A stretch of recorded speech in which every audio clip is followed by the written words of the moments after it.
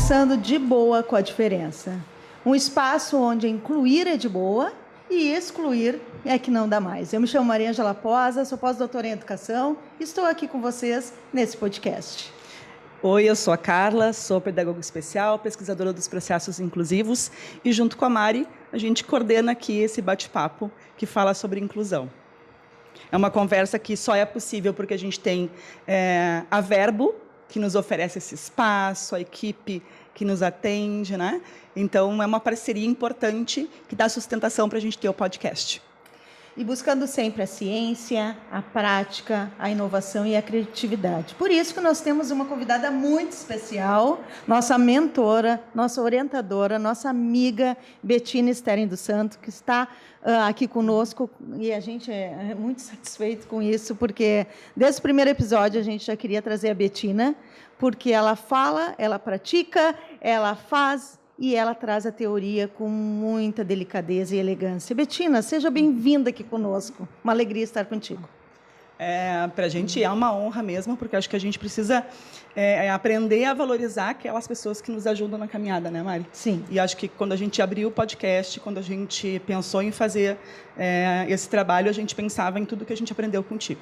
Então, é uma honra de ter aqui com a gente. Já se emocionamos. Início é assim, começa já, porque não tem como não valorizar as pessoas que estão dentro da nossa trajetória e que nos acolheram tão bem. Betina, nós vamos falar um pouquinho hoje sobre a questão da tua trajetória. Quem é a Betina? Tu pode ficar bem à vontade, Betina.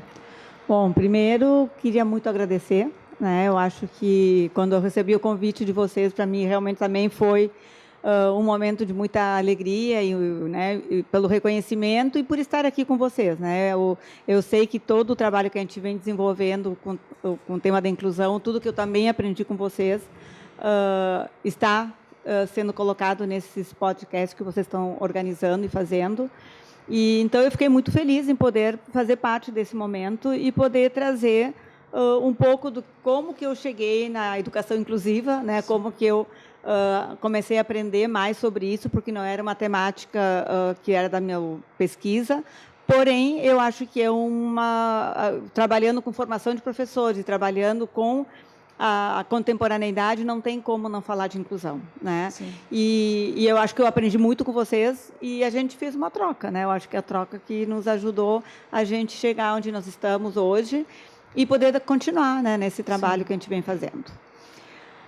Agradecer também a Verbo, né, por nos dar o espaço. Acho que é importante também colocar isso, porque sem eles a gente não estaria aqui, estaria em outro lugar de repente, mas que bom que nós estamos aqui nesse lugar tão bonito. E, enfim, né, então eu queria agradecer também. Então, um pouco da minha trajetória. Minha trajetória é longa, né, porque eu já tenho uma certa idade, então eu tenho que cuidar.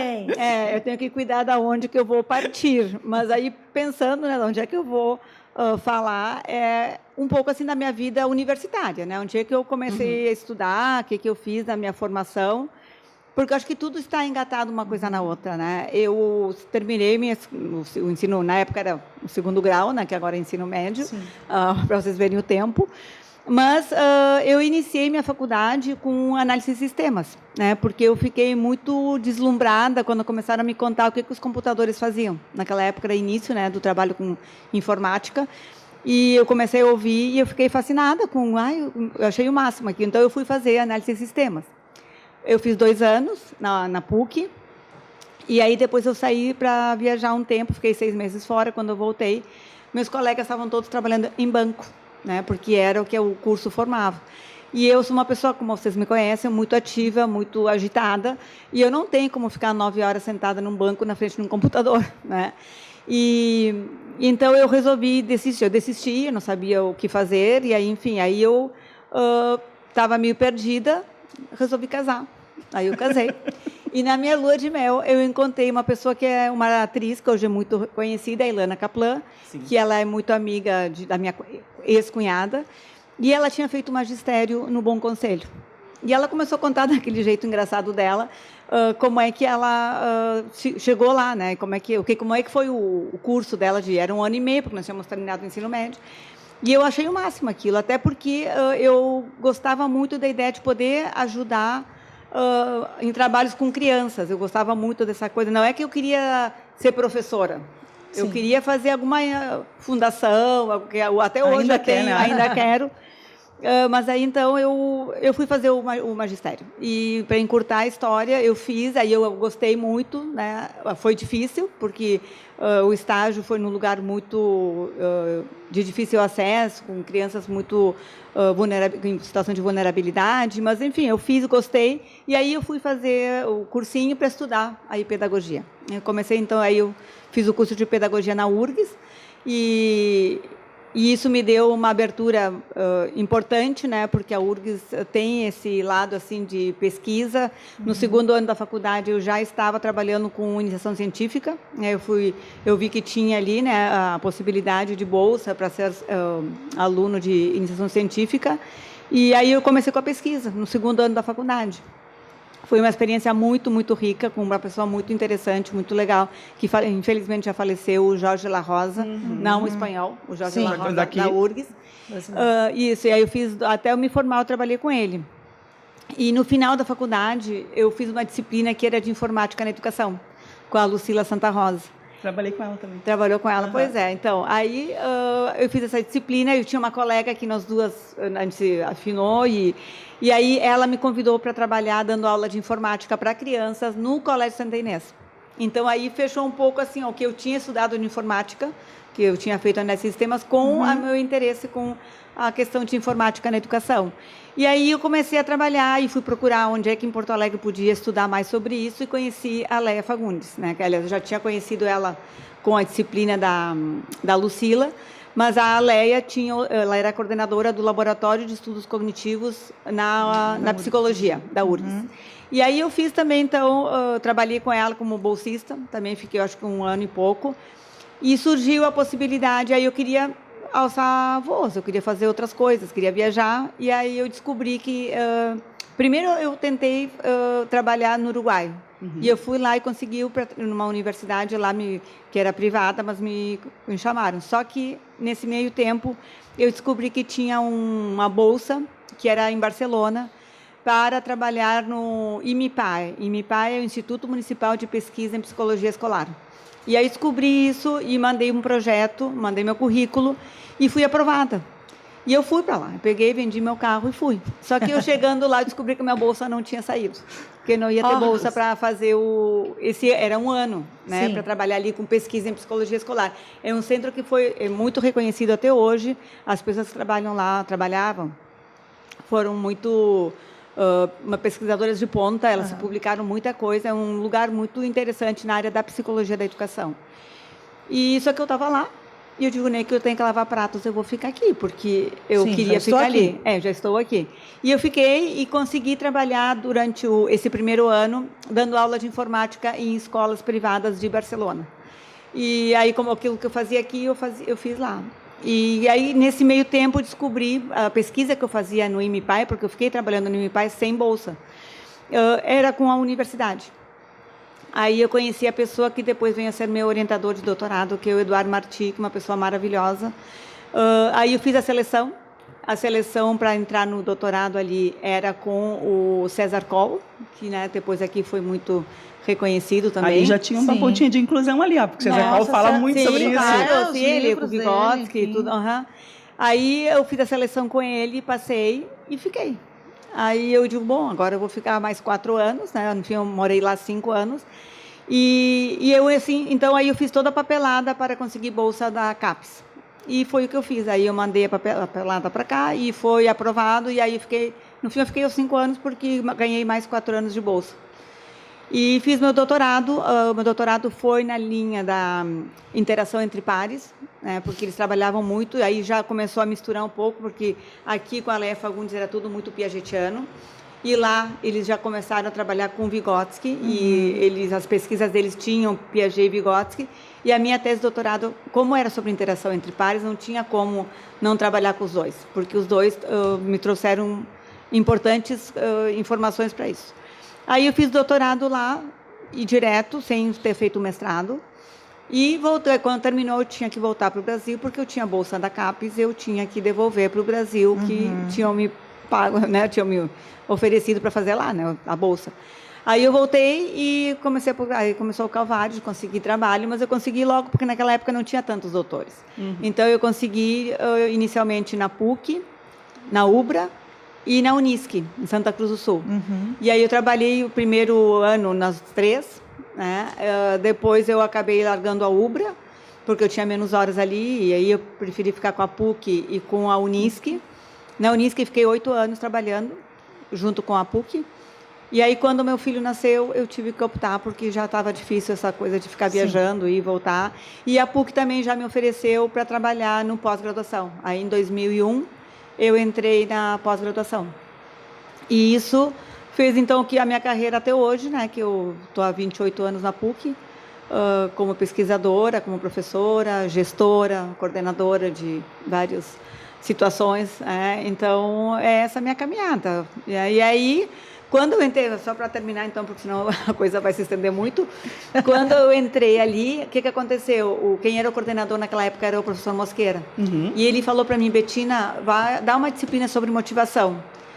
E num primeiro momento eu achei, não gostei da ideia, né? Porque eu não trabalhava com motivação para mim estava muito relacionada com a teoria comportamentalista e eu achava que não era isso que eu queria, né? Eu trabalhava com outra linha da psicologia evolutiva e da educação. Mas só que aí comecei a estudar e aí eu vi que tinha a teoria que vocês conhecem bem, que é a teoria da autodeterminação, que aí eu me identifiquei com essa teoria e aí a gente dei a disciplina e no primeiro turma da disciplina a gente criou o grupo Promote, que foi em 2005. E até hoje, né, vocês fazem parte dessa história. A gente vem trabalhando, né, com mestrandos, doutorandos, iniciação científica, pós-doutorandas, como vocês duas, né, que continuam trabalhando com a gente, e a gente vem trabalhando com pesquisas, trabalhando motivação, mas também trabalhando metodologias, e aí bem-estar e mal-estar docente, inclusão, e a gente vai nessa caminhada que enfim, né, que eu acho que é o que me constitui como pesquisadora e docente. Tu vai falando dessa trajetória que vai tecendo saberes, né? E para quem te conhece, a gente sempre diz isso, né? Que é uma pessoa que vai acolhendo os outros e vai construindo também um caminho, né? Com essas pessoas. A gente chega para ti assim, né? Pesquisando inclusão, não era a tua área, e tu diz, não tem problema, vamos lá. Né? Vamos caminhar junto, né? E tu trabalha com formação de professores, né? É o teu mote, assim, né? Pensar a formação de professores. Como que tu acha que é pensar a formação de professores para os processos inclusivos hoje? É que assim, eu acho que nessa questão da formação de professores, eu tento ser coerente com o que eu leio, o que eu acredito, né? E quando a gente lê Paulo Freire, que é, né, a base das bases, ele diz que o professor não só ensina como aprende. E o que eu gosto de acolher diferentes propostas, porque eu gosto de aprender coisas diferentes. Eu acho que ficar sempre naquele conteúdo que eu pesquisei, que eu sei, eu acho que limita um pouco, né? Então, eu gosto de conhecer coisas diferentes, eu gosto de estudar coisas e aprender com as pessoas que chegam, né, no grupo e que trazem conhecimentos que são mais específicos de diferentes assuntos. E foi o que aconteceu com a inclusão, né? E na formação de professor, eu acho que tem que ter essa abertura, né? Eu acho que se a gente vai trabalhar com formação de professores, a gente tem que pensar, primeiro, como criar um ambiente, e aí eu vou para o Maturana, né? Que ele diz que educar é criar um espaço de convivência, né? Entre que as pessoas possam dialogar, né? E é assim que se dá a educação. E então é isso, né? É criar um espaço que as pessoas possam trazer o que estão lendo, estudando, e que a gente possa dialogar e aprender juntos, né? Então, acho que o nosso grupo é um pouco nesse movimento. E a formação de professores deveria ser assim, né? Porque quando a gente pensa assim, em dar palestras para as pessoas sobre formação de professores, você sabe, né? Eu não gosto muito disso, porque eu dizer para a pessoa como é que ela tem que ser professor, e esse deve ser, eu não gosto, porque a pessoa só vai ser no momento em que ela conseguir vivenciar a sua prática, vivenciar o que ela pensa e trazer para um grupo para dialogar, né? Então, as teorias nos falam sobre isso, e eu acredito que a formação de professores vai acontecer quando a gente tiver espaço para isso. Espaço para o diálogo, para a troca. Diálogo, para troca. Que acho que essa já é a premissa lá dos processos inclusivos, né? Perfeito. A escuta, a troca, o diálogo, né? E esse posicionamento que tu traz, Betina, abre grandes possibilidades para essa formação, para o entendimento de acolher a todos, com a perspectiva de cada um sabe um pouco e nós estamos aprendendo um com o outro. A Betina não falou, mas ela tem uns pós-doc por aí também, né? Quantos pós-doc, Betina? Não contei, mas começou com a Tárcia. Sim. A Tárcia acho que foi a primeira. Mas tu fez no Texas também, né? Eu sei. Esqueci, eu fiz, esqueci de contar essa história. Aí depois que eu comecei a trabalhar aqui na PUC, em 2010, eu fiz um pós-doutorado no Texas, nos Estados Unidos, na University of Texas. Né? E depois eu fiz em 2020, que aí foi no período da pandemia, um pós-doc em Barcelona, no departamento de didática, na Faculdade de Educação. Sim. Que aí eu fiz a minha parceria. Aí eu já tinha feito antes, né, com os professores Fernando e Juana, né, que vocês bem conhecem, que eles já vieram várias vezes para o Brasil, e que a gente tem, até hoje, a gente trabalha com pesquisas, eu aprendo muito com eles, porque são pessoas também que têm essa abertura e acreditam nesses princípios, né, então são pessoas que me ajudaram muito nesse processo, e então eu fiz esses dois pós-doutorados. Quem sabe agora, daqui a pouco eu penso no terceiro, né? Não viria mal, né? É isso aí. Betina, tu falou também da questão da ambiência ali, né? Dos processos inclusivos, da formação de professores, dessa troca importante, né? E quais seriam os maiores desafios nos cursos de licenciaturas hoje, né? Pensando em todo esse trabalho, na junção da formação continuada e que já não sai da palestra, sai, né, da doutrina que tu tem que fazer aquilo como professor e tu amplia, porque as licenciaturas é uma grande situação ali que nós temos que estar trabalhando o tempo todo. Eu vou dizer que eu acho que essa é uma grande... São várias, né? Porque a gente não pode nada, né? A gente estudando Morin, a gente sabe que não tem nada, uma coisa única. Mas, primeiro, eu acho que a questão da escuta, né? Eu acho que os professores, nós, infelizmente, fomos capacitados, formados para falar, né? O professor tem que falar, tem que dizer, escutar. Tem que dar aula... E a gente se prepara para isso. A gente faz toda a faculdade, né? Nessa linha, né? Vamos nos preparar para poder falar sobre aquilo que a gente estuda. Perfeito, acho que tem momentos que a gente tem que falar. Mas a gente tem que aprender muito a ouvir. Ouvir o aluno, ouvir os colegas e dar esse espaço para que as pessoas possam trazer o que elas, né, sabem. Se a gente vai no Piaget, nos conhecimentos prévios, é isso, né? Como é que eu posso... reconhecer o que as pessoas têm a dizer sobre determinado assunto. Então, a escuta, eu acho que é um dos pontos principais que a gente tem que mudar esse paradigma, né, de pensar, não, agora eu vou dar aula e vou ensinar aos meus alunos o conteúdo que eles têm que aprender. E a gente sabe que só isso não é suficiente. Tem momentos que é importante a gente falar do que a gente estudou, mas não é todo o tempo, né? Então, se a gente tem um semestre de uma disciplina, a gente tem que saber mediar. Essa eu acho que é uma questão importante. A outra é a questão das metodologias de ensino, que está relacionado com isso, né? Sim. Como é que as pessoas se preparam para usar diferentes metodologias? E a gente sabe que tem muita resistência, né? E nas licenciaturas, infelizmente, a gente tem problemas muito sérios, que é o apagão, né? As pessoas não querem ser professores, e eu sei que tem uma série de motivos para isso. Mas eu acho que um dos grandes motivos é os jovens não estão gostando do jeito que é a escola. Sim. Então, se eles não gostam de estar ali para aprender, eles acabam não gostando da profissão. Claro. E aí isso é um problema muito sério. Então, eu acho que nós, professores, temos que tentar abrir o nosso leque da forma que a gente trabalha com os estudantes, para eles verem que a gente pode fazer isso de outra maneira. E eles estão vendo isso porque com a pandemia isso aí ficou evidente.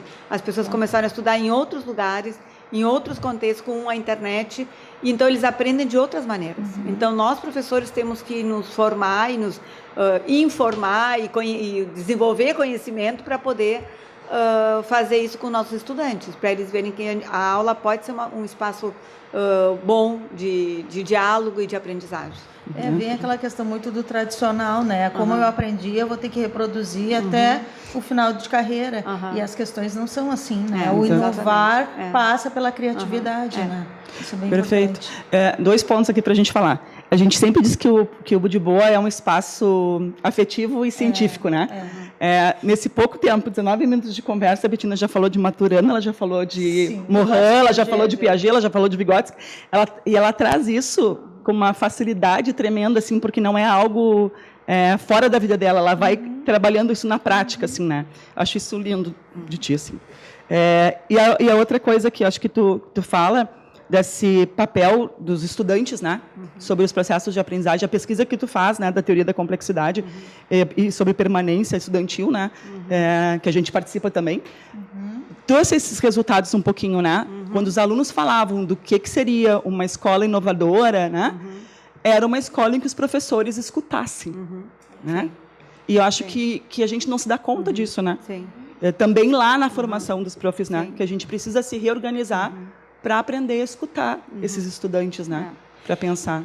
Se vocês lembram, quando a gente fez uma das oficinas que eles falaram sobre como seria uma escola inovadora, uma sala de aula inovadora, a gente acabou fazendo com o que eles trouxeram no IA, né? A gente fez como é que seria a escola a partir do que eles, e foi riquíssimo aquilo ali. Eles ficaram, porque a forma que foi constituída a escola é uma escola integrada. Uma escola onde tem interdisciplinaridade, uma escola onde as pessoas possam trabalhar em diferentes espaços, onde tenha verde, onde tenha espaços fora da sala de aula e dentro da sala de aula. Então, são coisas que, às vezes, a gente está, por exemplo, na PUC, nós temos um espaço lindo lá. Se a gente for pensar, é maravilhoso o que a gente tem ali de jardins, e às vezes a gente fica restrito ao nosso espaço de sala de aula, que também, né, a gente agora tem espaços bem interessantes, mas a gente poderia fazer mais coisas fora, ao ar livre, né? E isso muda a realidade da sala de aula e faz com que as pessoas possam pensar coisas diferentes do que um espaço quadrado, né? Então... Como é que a gente pode pensar uma formação, então, eu já sei, né, o que tu pensa sobre isso, mas que vá além da teoria, né, que a gente possa realmente mudar a prática? Eu acho que isso só vai acontecer na hora em que a gente faça espaços de oficinas, que é o que a gente mais faz, né? Nós trabalhamos direto, né? Muitas vezes as escolas nos chamam, a gente quer uma fala sobre determinado assunto, metodologias criativas ou ativas, e eu digo, eu não vou ir lá falar sobre como, porque isso aí tem em vários lugares, não precisa nós ir lá falar sobre isso, mas eu acho que fazer uma oficina, e é isso que a gente vem trabalhando no grupo, né, em que as pessoas possam aplicar aquilo que nós estamos colocando como inovador, como transformador, como um espaço de aprendizagem, isso que vai fazer a diferença. Então, eu sou uma grande defensora, né, de fazer espaços de oficinas para que as pessoas possam vivenciar aquilo que nós estamos falando. Não é só falar, é vivenciar. Então, por exemplo, a gente tem feito, né, e vocês também participam, trabalhamos muito com cartografias, né? É um exemplo, a cartografia é uma ferramenta riquíssima, né, para a gente poder conhecer as pessoas poderem pensar nelas e na situação que elas estão em determinada situação, né? Como que elas estão em determinada situação. Então, eu acho que essas metodologias nos ajudam a gente poder fazer isso, e a gente vê os resultados, porque a gente, né, com as oficinas que a gente vem fazendo já há alguns anos, a gente percebe como as pessoas vão realmente fazendo coisas diferentes. E a gente vê isso realmente, inclusive nas oficinas que a gente fez sobre inclusão, assim, né? Que é diferente de dar uma palestra, de poder fazer a pessoa pensar onde é que eu me coloco nisso, né? Perfeito. Qual é a minha corresponsabilidade nesse processo, né? Tanto para o ensino básico quanto para o ensino superior, né? A gente viu que dá resultado efetivamente, né? E essas oficinas, a gente já falou sobre isso, que eu acho que é interessante também trazer, da importância que a gente fez oficinas com professores, ou fez oficinas com alunos. Mas a importância, e eu acho que esse é o nosso próximo passo, né? A gente já fez algumas experiências. Eu, na verdade, fiz há uns anos atrás com uma das escolas que a gente fez uma oficina, que a gente levou alunos, professores, gestores e pais. Sim. E isso foi super interessante, porque faz as pessoas interagir e olhar de diferentes perspectivas, né? Então, acho que isso é uma coisa que a gente agora tem que avançar nesse diálogo heterogêneo, não ficar só os professores falando, só os gestores, e sim poder ouvir o outro, né? E esse ouvir, essa escuta que eu falo que é importante, ela vai nos ajudar a poder ver desde outra perspectiva. E acho que nos processos inclusivos é isso, né? A gente fala que tem que ser do porteiro ao diretor. E acho que quando tu traz essa possibilidade de trabalhar com as oficinas, é isso, né? É escutar esse todo. Não tem hierarquia de mais importância ou menos importância no processo, né? A gente fez uma oficina numa escola que a gente incluiu as pessoas que trabalhavam na escola. Então, tinha a direção, a gestão, professores, o pessoal da limpeza e o porteiro. Tu falou do porteiro, agora me lembrei da história, né? E foi muito interessante porque numa disciplina que a gente fez do nosso programa, que era sobre o debate sobre a escola, um grupo fez sobre a importância do porteiro na escola. E não tinha nada, não tinha, eles fizeram todo um levantamento, não tinha ninguém que tivesse feito uma pesquisa sobre qual é o papel do porteiro numa escola. E aí a gente se deu conta da importância que o porteiro tem. Aí se fez entrevista com pessoas que trabalham em escolas e todo mundo diz, o porteiro é fundamental. Porque o porteiro é quem recebe as crianças, quem conhece o nome das crianças, dos pais, de quem traz a criança. Então, a gente fez essa oficina com a escola, não tinha estudantes, e aí faltou o estudante, né? Mas o porteiro, ele trabalhava na escola há 20 anos. E os relatos dele, na hora de fazer a prototipagem, pensar a escola, ele foi fantástico, porque ele trouxe elementos que os professores que estavam ali não tinham. Exato. São lugares diferentes, né? Então, são visões diferentes. Exatamente. Né? Então, acho que isso é uma coisa que é interessante. E agora, tu falando assim, de todas essas pesquisas que vão colaborar com a formação do sujeito, dos professores, tem a questão de um olhar com uma lente de empatia.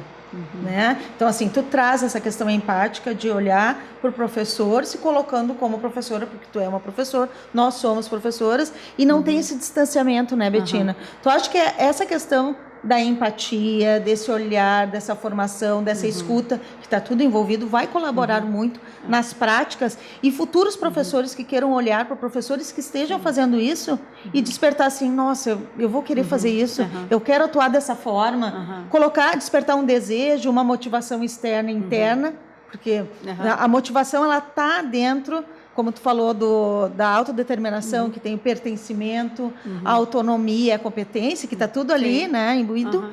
Tu acredita realmente que as pessoas elas têm que usar da sensibilidade empática para entender um pouquinho essa formação? Sim. Tu sabe que esse conceito de empatia, né, eu trabalho bastante, porque na metodologia, né, que eu utilizo, que mais utilizo, tem um mapa da empatia. Sim. Né, que o mapa da empatia é construir uma persona, que é uma pessoa fictícia, que as pessoas vão pensar em relação a essa pessoa fictícia, como é que ela pode, né, se envolver em relação a uma determinada situação. Só que eu vi uma vez um vídeo, que eu passo às vezes quando eu faço o mapa da empatia, porque uma coisa é a simpatia, outra coisa é a empatia. E às vezes as pessoas confundem e acham que a empatia é ser simpático. Sim. E a pessoa diz, eu estou com um problema sério na minha vida, tu diz assim, mas vai fazer isso aqui, tu tenta ser simpático e dar um conselho para a pessoa. Isso aí não é empático. O empático é tu deixar a pessoa falar e dizer assim, puxa, eu estou ao teu dispor para o que tu precisar. Ou eu te entendo, né? Tento te entender, porque se alguém vem e te conta que o pai ou a mãe morreu, tu não tem como te colocar, né, no lugar da pessoa. Tu pode até te colocar, porque se tu já viveu isso, tu consegue mais ou menos entender o que a pessoa está vivendo.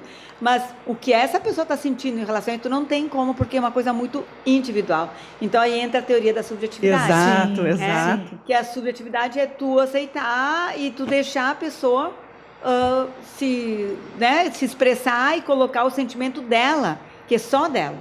Porque da experiência dela, né? Dos vínculos dela, né? dos processos subjetivos que ela construiu. Exato. Então, a empatia é fundamental. Acho que nós temos que ser empáticos, mas cuidando isso um pouco, sabe? Não é só ser simpático e dizer assim, quem sabe tu faz isso. A gente faz isso. No nosso dia a dia, alguém te conta uma situação difícil, tu tem que dizer, quem sabe tu... E mais se é uma pessoa próxima, a gente faz isso. Mas a empatia é mais do que isso. Não é só falar coisas positivas para levantar, vamos lá. Né? Exatamente. É totalmente diferente. É diferente. Então, a gente tem que pensar um pouco nessa perspectiva. Assim, e aí entra de novo aquilo que eu falei lá no início, a escuta. Porque tu tem que tentar ouvir o que a pessoa diz. E não logo pensar assim, como é que eu posso ajudar ela? Porque a gente vai um pouco para essa situação, né? A pessoa está mal, tu tenta ajudar ela com alguma coisa. Mas às vezes não adianta. Não é isso. A pessoa precisa falar, ela trazer. É estar ali presente com aquele sujeito que está falando, né? Não pensando em isso. outras coisas. Tá na consciência ali, tá junto, isso. né? A gente falou muito sobre isso, né, no episódio anterior com a Beta Vargas, né? Falando sobre família, da importância que a escuta precisa permear a escola, né? Porque tu precisa escutar nos processos inclusivos o professor, tu precisa escutar a família, né? E escutar para tentar entender isso que tu diz, né? Como isso representa para ti, né? Isso. Como é que isso bate para ti, porque é diferente para cada pessoa, né? Tu tem trabalhado muito com design thinking. Para mim, foi uma aprendizagem nova, né? Quando eu cheguei no Promote, né? E tu tem pesquisado muito isso na formação de professores, né? Como é que tu acha que essa abordagem pode contribuir nos processos inclusivos? Eu vou contar rapidamente, assim, você sabe que eu me estendo às vezes, mas... Estamos com tempo, a gente avisa quando o tempo acabar. Estamos em casa trocando aqui uma ideia. Como é que começou toda a história com Design Thinking? No ano de 2010, quando eu voltei do meu pós-doutorado, o professor Jorge Aldi, que era na época o pró-reitor de pesquisa e pós-graduação, montou ele é uma pessoa muito para frente, né, com muitas ideias transformadoras, e ele começou a falar que a universidade era internacionalização, interdisciplinaridade e inovação. E aí, nesse aspecto da inovação, ele nos convidou, 6 professores da PUC, para pensar como é que seria um laboratório de criatividade. Então, e aí nos convidou, eram 2 professores da Escola de Negócios, um da Psicologia, outro da Letras, outro da Letras Linguística, outro da Informática e eu da Educação. Éramos nós 6 para pensar como que a gente faria um laboratório de criatividade. E foi um período, assim, para mim, foi riquíssimo, porque eu aprendi muito sobre criatividade, sobre sala de aula, na leitura com meus colegas, que cada um falava desde o seu lugar. Sim. Nós éramos de áreas diferentes, né? 5 áreas diferentes ali. E aí a gente começou a estudar, né? E por exemplo, o Jorge Campos, que era o da Letras, ele faleceu recentemente, e ele era uma pessoa assim muito, muito conhecedor da criatividade, e ele trazia umas ideias para a gente pensar que às vezes tirava o chão da gente. E ali a gente começou, mas como é que nós vamos criar um laboratório de criatividade, né? E a gente pensou num kit, né? Vamos fazer um kit de criatividade, trazendo metodologias que a gente, né? Até que surgiu um momento em que eu fui para São Francisco, nos Estados Unidos, para um congresso, nesse período. E o professor Vivoc, que era da Escola de Negócios, ele disse: Bettina, tu não pode deixar de ir em Stanford, conhecer lá a D-School, que é Design School, que é uma escola de design dentro de Stanford, que trabalha com Design Thinking. E tu tem que ir lá. E eu digo, e agora? Eu vou? Mas como é que eu vou? Daí às vezes tem umas coincidências que acontecem na vida da gente que são muito boas. E que, assim, para mim, me acontece às vezes, né, de eu me deparar com coisas. O que acontece? Eu tenho uma amiga, muito amiga, que mora aqui, que ela fez mestrado e a família dela morou em Stanford, em Palo Alto. E ela tinha a cunhada que trabalhava lá na Faculdade de Informática em Stanford. E aí a gente entrou em contato com ela e eu disse para ela: olha, eu quero ir conhecer a D-School, será que tu consegue me agendar uma visita? E ela conseguiu. O que aconteceu? Eu fui lá, daí, junto com a professora Lúcia Girafa, que é a nossa colega da Politécnica, que também é professora do programa de pós-graduação em educação, e nós fomos juntas as duas. Chegando lá, a moça que nos recebeu, que era a diretora da D-School, era uma uruguaia. E eu sou uruguaia também. Então, a gente se achou ali. E ela disse assim: o que vocês vão fazer de tarde? Era de manhã nossa visita, só de manhã. Daí eu digo: nós não vamos fazer nada? Eu vi que ela tinha uma proposta. Daí ela disse assim: nós vamos fazer de tarde uma oficina de Design Thinking com um grupo de 15, acho que eram 15, 20 professores do Chile, que estão visitando Stanford. Eles estão passando aqui 2 semanas. E hoje, casualmente, o dia que eu estava lá, era oficina com esse grupo. Aí eu digo: não, nós vamos fazer? Gente, eu saí de lá. Isso aí transformou minha vida. Foi uma tarde que transformou a minha vida profissional. Porque eu fiz a oficina ali, foi uma oficina muito simples, né, se a gente pode dizer, porque era a gente trabalhar como é que dá presente para outra pessoa que estava interagindo comigo, que uma pessoa que eu não conhecia, que era do Chile. Mas aí a língua ajudou muito, porque, né, a gente fez... E a oficina foi toda feita em espanhol. E aí, então, eu aprendi o que era o Design Thinking. E eu saí de lá, assim, com a minha cabeça, eu e a Lúcia, saímos com a cabeça a mil, porque eu vi naquilo ali, porque naquela época, estou falando 2011, usar Design Thinking era para negócios.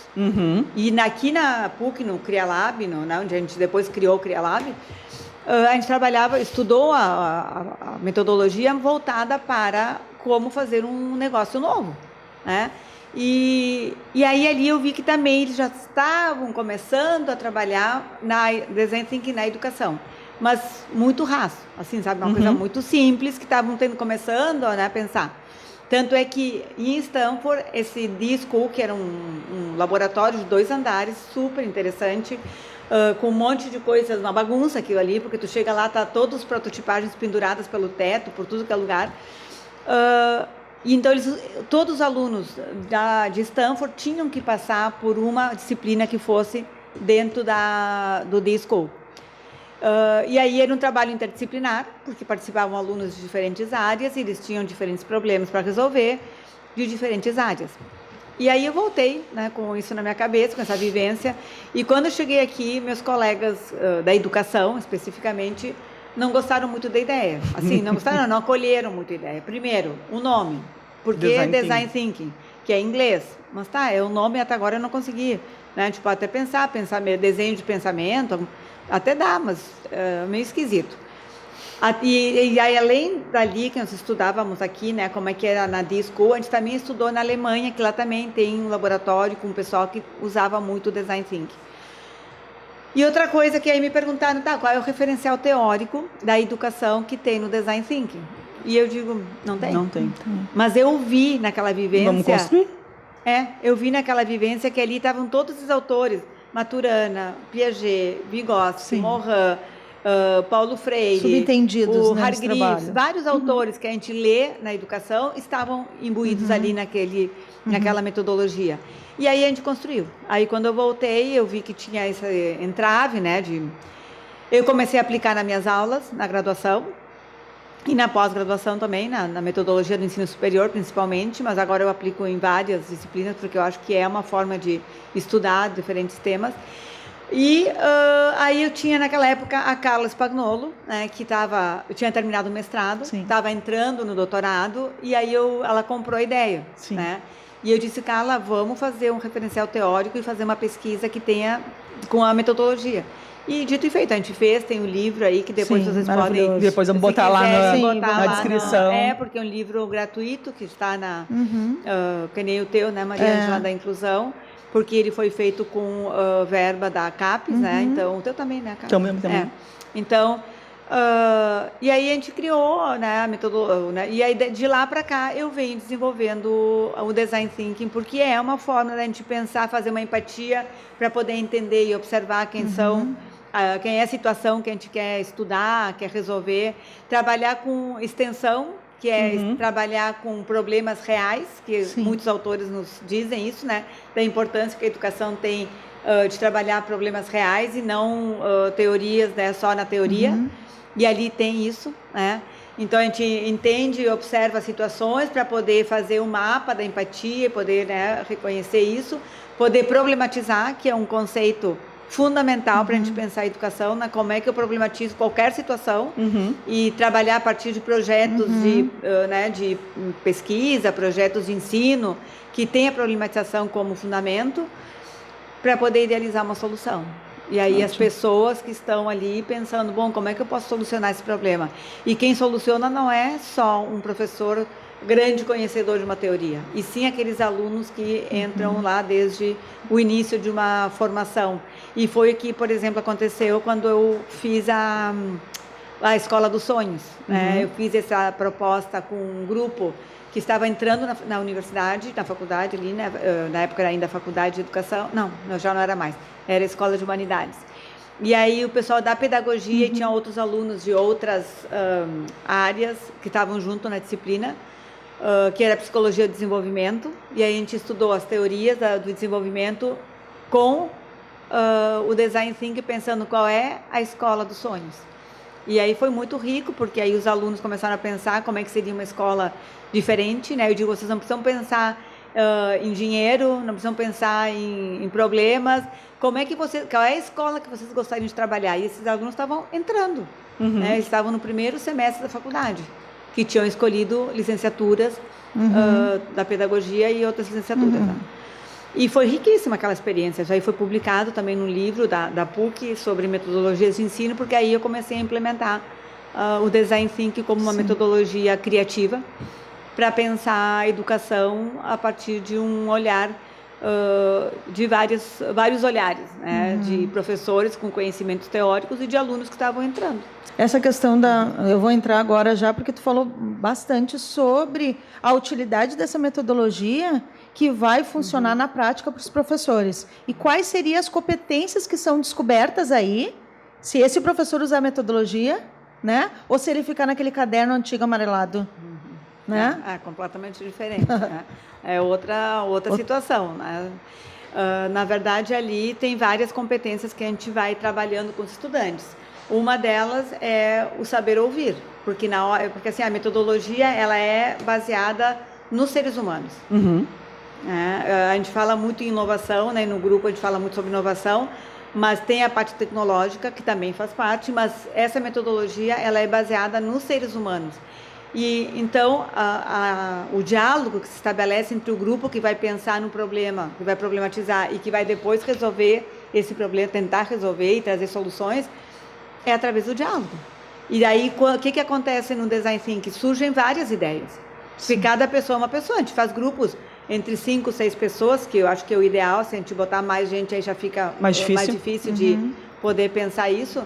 Mas nesse momento que tu vai juntar 6 pessoas para pensar, que eles possam definir um problema na área da educação, eles vão ter 5, 6 problemas e vão ter que dialogar para achar um.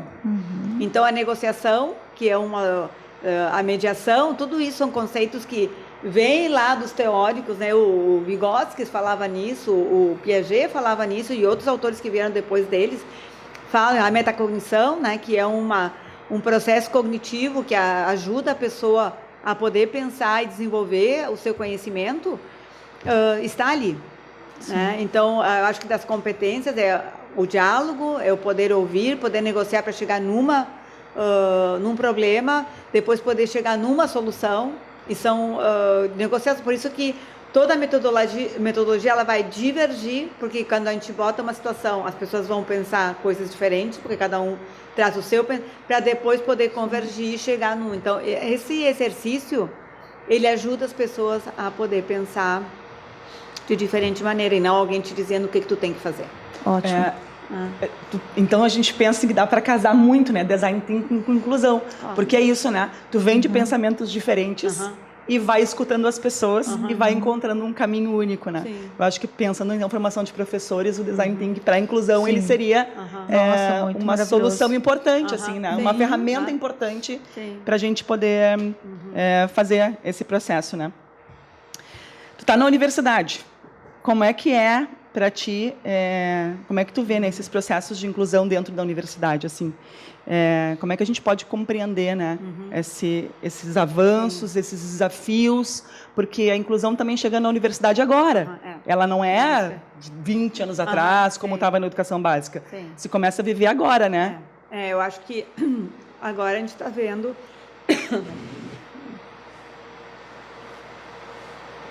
A gente está vendo o novo perfil do estudante universitário, né? Eu trabalho muito com a disciplina há muitos anos de metodologia do ensino superior, a gente sempre pensa, bom, quem é o estudante universitário, né? E o estudante que nós tínhamos há 10 anos atrás não é o que nós temos hoje. Então, eu acho que isso já muda muito a forma de entender a inclusão e a forma de poder entender como é que a universidade está tentando se apropriar dessa realidade e poder fazer um bom trabalho. Eu acho que todas as universidades, de uma maneira ou de outra, estão tentando trazer essa discussão, né? Agora, não é fácil.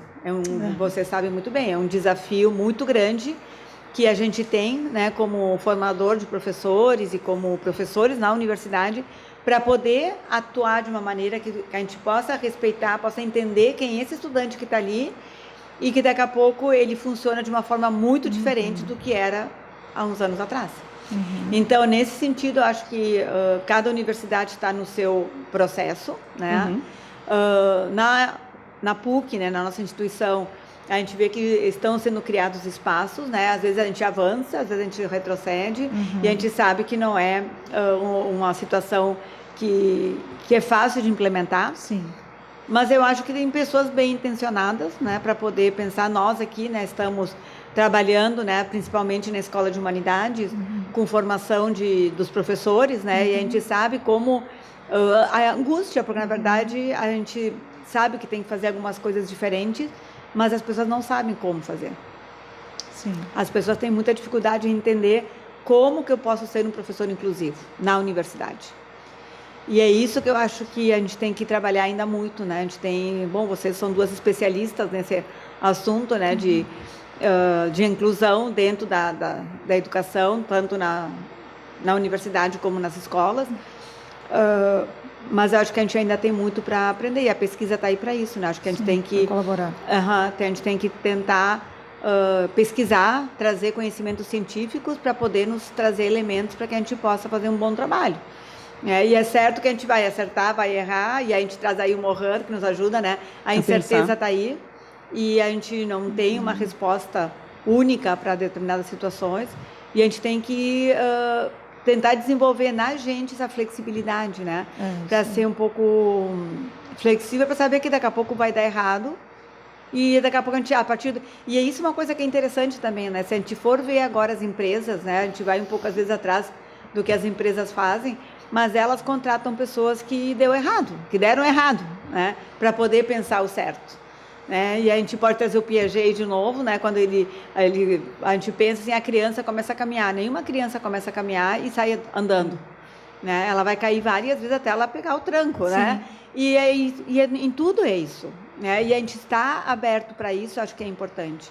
A gente saber que essa flexibilidade que a gente tem que ser para poder vivenciar esses processos. Então, tem coisas que vão dar certo, tem coisas que não dá no primeiro momento, mas a gente tem que rever o que não deu certo para poder fazer certo. Isso. Acho que tu fala do deslocamento do erro, né? Uhum. O erro não como fracasso, isso, mas o suposto erro como processo. Processo, perfeito. Porque a gente acha que sempre precisa fazer um planejamento, pensar uma aula e ela tem que ter sucesso total. E que Não isso é o sucesso. Mas tentar, né, produzir, pensar, faz parte do processo, né? Mesmo que não tenha sido como a gente imaginou, né? Mas isso nos ajuda a pensar como é que eu posso fazer diferente daí, né? Eu olhar para esse erro de uma outra forma, né? O erro faz parte do acerto. Isso aí. Isso aí, eu acho que nós como professores e gestores, né, temos que pensar muito isso, porque faz parte. E eu me lembro que eu aprendi muito isso quando a gente fez o CriaLab. O primeiro parceiro que a gente teve foi a empresa HP. E a HP naquela época estava indo meio mal em função das impressoras, que as pessoas pararam de imprimir, e eles queriam criar novos produtos para a empresa. E aí eles nos contrataram. Foi a primeira contratação que o CriaLab teve para pensar como que... E a gente fez uma oficina, assim, foram vários dias, com os funcionários da HP. E o primeiro momento tem muita coisa que deu errado ali. E foi muito interessante porque o diretor da HP, né, que está ali no Tecnopuc, a gente fez reuniões depois que a gente fez e eles trouxeram isso. Né? Eles reconheceram que tem coisas que não deram certo, mas vamos lá. E tanto é que eles estão até hoje como parceiros do CriaLab e HP, porque eles conseguiram reverter muitas situações difíceis e que a gente foi indo e voltando, né? Tanto é que se a gente olha aquela figura que eu utilizo para o Design Thinking, ele vai e volta, porque não tem uma linearidade num processo desses. Não tem como a gente pensar que um processo de desenvolvimento, de aprendizagem, de conhecimento vai ser linear.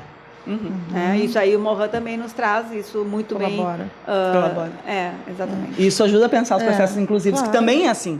Né? Ele vai, ele volta, ele precisa ser repensado. Cada momento o sujeito está numa outra posição. Então isso também ajuda a pensar isso, e né? ajuda a família também, né? Pensando, né, em tudo que tu trouxe agora da universidade, né? Trouxe algumas dicas importantes, né, para a gente olhar, para a gente escutar.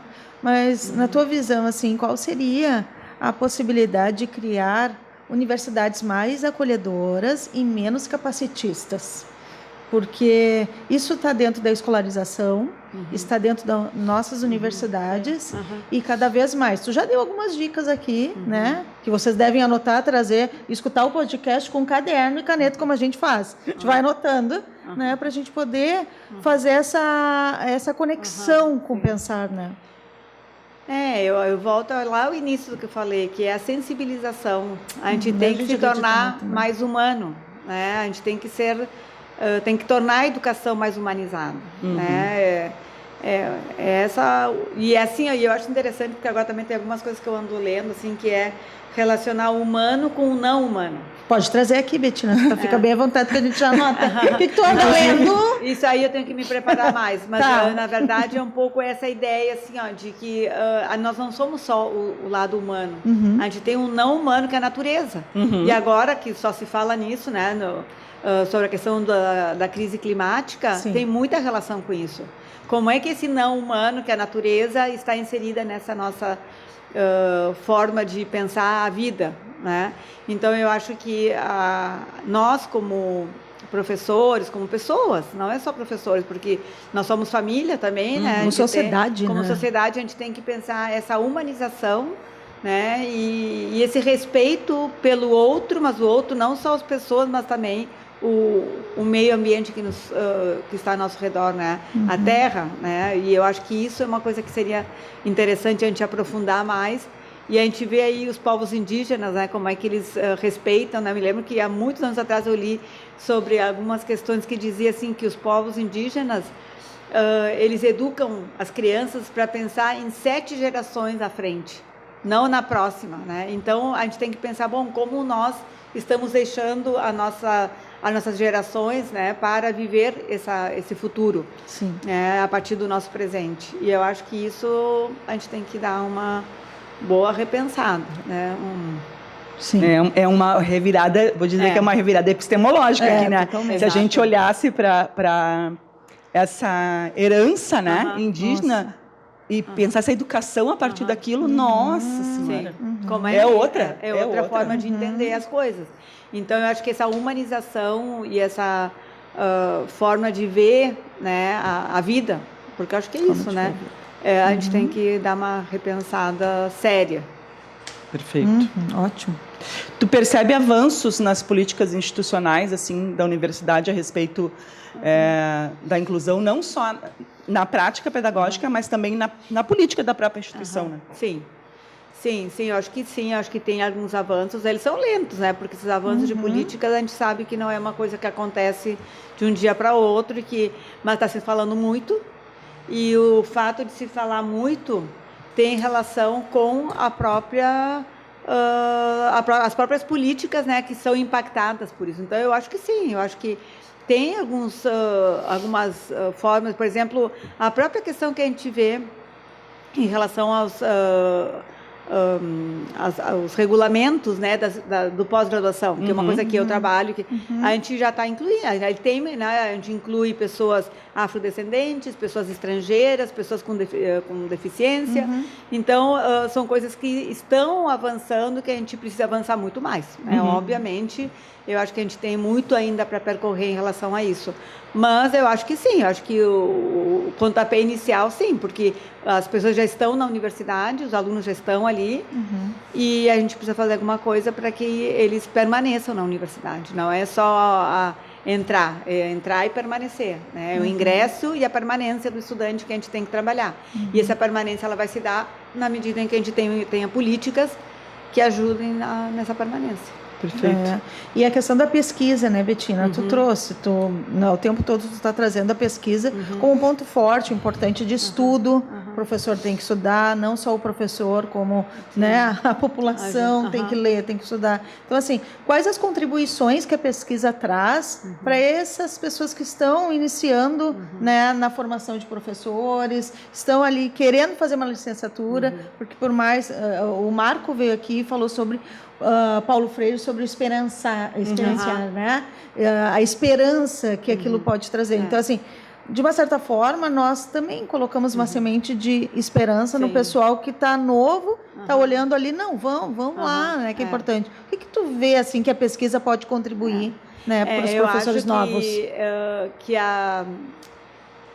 esses autores, na verdade, Paulo Freire não é novo, né? Paulo Freire já faleceu faz um bom tempo, mas tem outros mais atuais, né? Que nem o Byung-Chul Han, que é aquele autor que é sul-coreano, que ele traz muito também sobre esperançar. E nesse sentido, eu acho que é um pouco, porque se a gente for ver só aspectos mais difíceis e de negativos do que acontece da realidade, eu acho que não ajuda muito, né? A gente tem que ser crítico, a gente tem que entender o que está acontecendo, mas a gente também tem que ter esperança que a gente pode, e esperançar como um verbo, Sim, não a esperança de esperar, né? Sim. Porque a esperança é esperar que alguma coisa caia do céu e que a gente possa resolver. Não é nesse sentido. É esperançar no sentido da gente ter uma ação prática, né, um verbo que nos ajude a gente a fazer coisas. Sim. Né? Então, a gente só vai conseguir mudar as coisas se a gente for ativo. E isso vai lá no paradigma, né, que tu está falando aqui, Carla, de a gente pensar, bom, nós temos um outro modelo epistemológico que é o sujeito ativo no seu processo. E isso já vem sendo falado há muitos anos, mas a gente tem que realmente acontecer problematizando, fazendo as pessoas pensar, trazendo situações reais e não situações fictícias para os estudantes pensarem. Então, na educação, isso nas licenciaturas é fundamental. O aluno pensar a partir de aspectos que são reais. Sim, nessa tua fala, assim, acho que tu traz essa diferença, assim, de por que a inclusão, às vezes, ela não funciona, as pessoas acham que ela não funciona numa escola mais tradicional, né? Porque é exatamente isso, né? Uma escola tradicional, eu não tenho vez, eu não tenho voz. Nessa escola que tu traz, nessa formação que tu traz, esse sujeito tem voz, né? Sim. Ele tem lugar. Aí, então faz uma diferença, né? Faz, totalmente. Então é isso que a gente tem que pensar nas licenciaturas. Porque é uma carreira maravilhosa, né? Eu tenho muito orgulho de ser professora e não me arrependo, e eu acho que foi a melhor opção que eu fiz, né? Eu poderia ser analista de sistemas, né? Mas eu acho que a minha escolha foi abençoada. Não, acho que não, tenho certeza. Nós que somos todos alunos temos certeza. E é isso, e é esse espaço de... Eu sempre fui muito atenta a ouvir, né, o que as pessoas dizem. Tanto quem sabe, estuda, é cientista e faz pesquisa, como as pessoas que trazem situações que não é de pesquisador, mas daqui a pouco pode ser. Exato. Exato. Ótimo. Bom. Nós temos aqui um quadro que a gente chama Minutos de Conhecimento, que a gente traz algumas informações. Então, a gente vai fazer ele agora.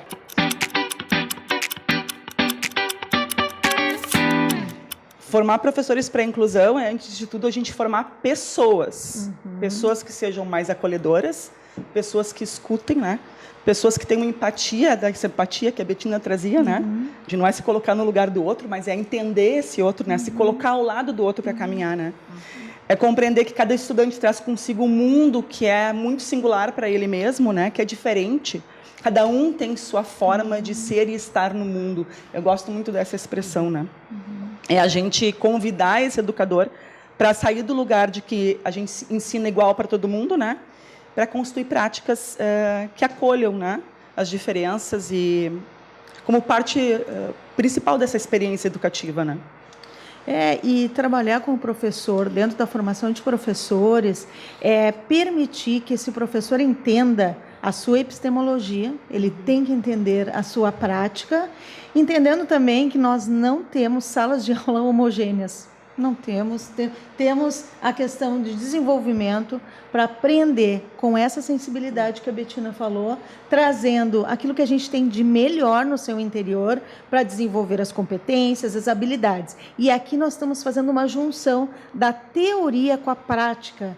E isso faz com que possamos refletir dentro das nossas práticas aquilo que está bom e aquilo que pode melhorar. E está tudo bem, a gente tem que fazer essa reflexão. E quando essa reflexão não acontece, nós podemos nos frustrar e é aí que não pode deixar essa bola de neve né, acontecer. Então, a gente consegue desenvolver isso. Até porque, se nós fôssemos todos homogêneos, o mundo ia ser muito chato. Horrível. Eu sempre ia digo ser isso. muito chato, muito né? chato. Nós íamos ser todos iguais. Imagina a coisa mais Nossa, sem graça. Exatamente. Né? Então, eu acho que se a gente quer uma vida mais prazenteira, né? E eu acho que isso também é uma palavra que a gente não falou, mas acho que o prazer, né? Que eu acho que é importante isso. trazer também. Maravilhoso. O prazer pelo que a gente faz, gostar do que a gente faz, e isso faz toda a diferença.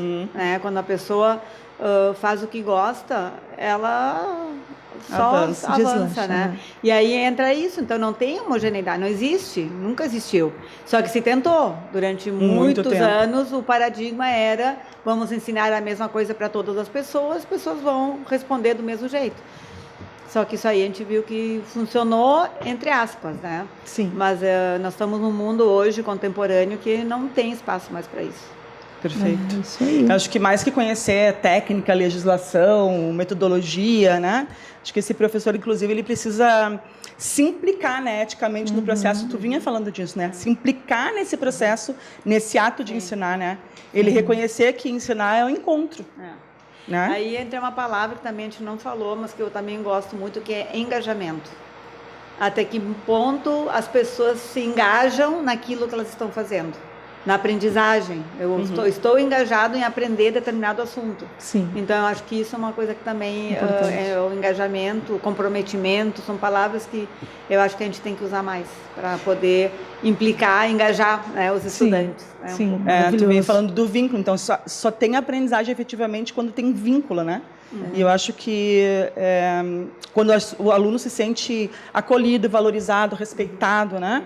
Eu acho que a inclusão ela é um conjunto de práticas que não estão prontas, né? Mas precisam ser construídas à medida que a gente vai caminhando com esses sujeitos, né? Aí eu acho que eu trago uma Maturana, né? Que ele diz que aprender, a gente só aprende quando a gente está vivo. Então, que a aprendizagem ela está diretamente relacionada com a vida. Então, para a gente aprender, tem que ter essa energia vital.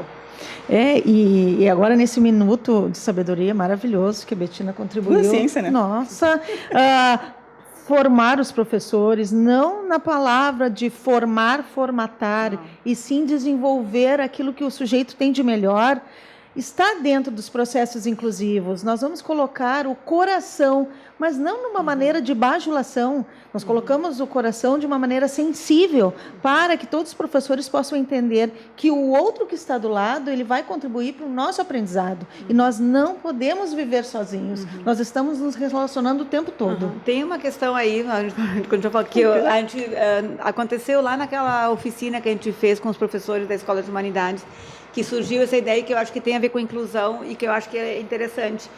Muitas vezes os professores pensam que o aluno que está de inclusão na universidade, ele vai se formar, por exemplo, faz pedagogia, vai se formar para ser professor. E aí é que muda um pouco e essa flexibilidade que a universidade tem que ter. Porque esse estudante que é um aluno de inclusão, que tem alguma dificuldade mais severa, mas ele está na universidade porque ele entrou, Sim. O que se faz com o estudante? Né? E a gente tem vários casos atualmente que acontece isso, de alunos que vão fazendo o curso, vão passando, porque eles têm uma ajuda daqui e dali, mas daqui a pouco eles não têm condições de assumir uma turma e ser professor. Mas essa pessoa que fez um curso de pedagogia ou qualquer licenciatura, ele pode trabalhar em outro espaço de uma escola. Então, como é que a instituição escolar abre para esse estudante que daqui a pouco é um aluno de inclusão, mas que ele pode sim colaborar em alguma outra atividade que a escola precisa e que ele pode ter Então, essa é uma flexibilidade que eu acho que a escola tem que ter para que esse estudante, né, ele possa trabalhar naquilo que ele estudou, exatamente, possa continuar sua vida profissional. Exato. Porque é isso, né? Como é que a gente pode incluir essa pessoa num contexto educacional? E a inclusão ela não deve ter obstáculos, né? Então, quanto mais a gente conseguir limpar esse terreno e enxergar dessa forma, é perfeito, né? Acho que essa foi uma reflexão muito interessante daquela formação, daquela formação que é isso. E o que está acontecendo agora com aquela aluna, eu me lembrei, né? Sim. Nós temos uma estudante que ela tem algumas dificuldades, que ela ser psicopedagoga e atender sozinha um estudante, talvez uma pessoa, não dê. talvez não sei, a gente não sabe, né, o que vai acontecer. A gente tem, mas ela está ali, está fazendo, e está indo, então vamos dar um suporte para ela poder fazer o estágio, né? E esse suporte vem, né, das supervisoras e da coordenação do curso, enfim, né, e poder ajudar ela a poder... E o mercado depois vai de uma forma ou de outra. O mercado está aberto, a gente tem essa ideia ainda de que o mercado só quer um jeito, né? Nossa, hoje a gente tem tantas possibilidades, entende?